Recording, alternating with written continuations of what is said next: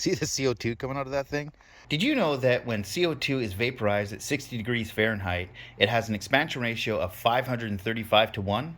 So what happens if we regulate and control our temperature to around 100 degrees Fahrenheit? Well, that's what I'm working on.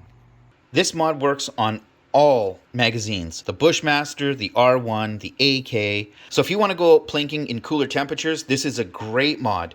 All my CO2 powered rifles and BB guns, I have some way of warming up the CO2 to make them work. So I'll be posting other videos of other BB guns and air rifles using my thermal plates or my magazine mods or my heated CO2 mods. Now I've got a 36 volt heating element that I'm only supplying about 16 to 20 volts at the moment, but I will be using about 24 volts to it, maybe a little bit more.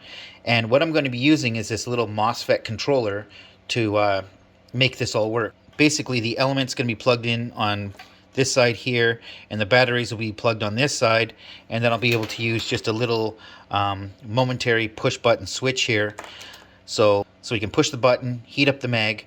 Now I could make this a switch, but what could end up happening is I could leave it on and forget that it was on and blow things apart.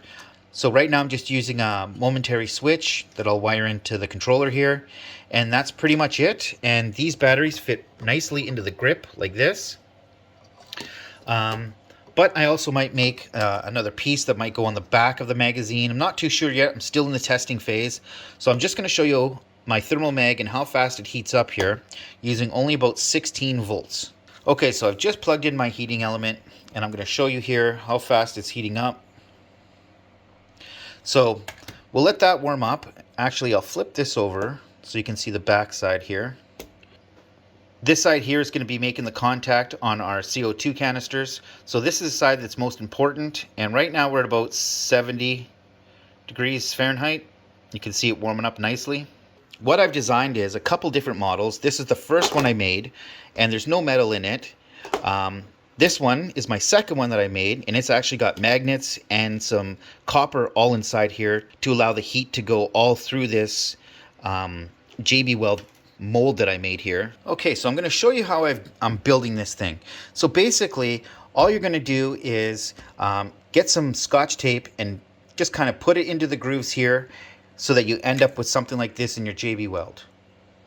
And then all you're going to do is just grab some JB Weld and pour it into here. It comes off this metal. Don't have to worry about it sticking. It all comes apart nice and easy. And then once you've got a nice mold there, you can put your heating element. The heating elements you can get online for real cheap. I'm sure you've probably seen some of this brand on the internet already.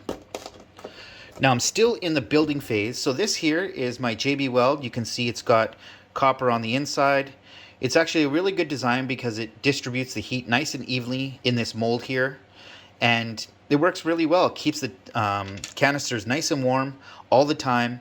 Keeps it regulated at the temperature I want it, and makes a big difference in your blowback and your FPS.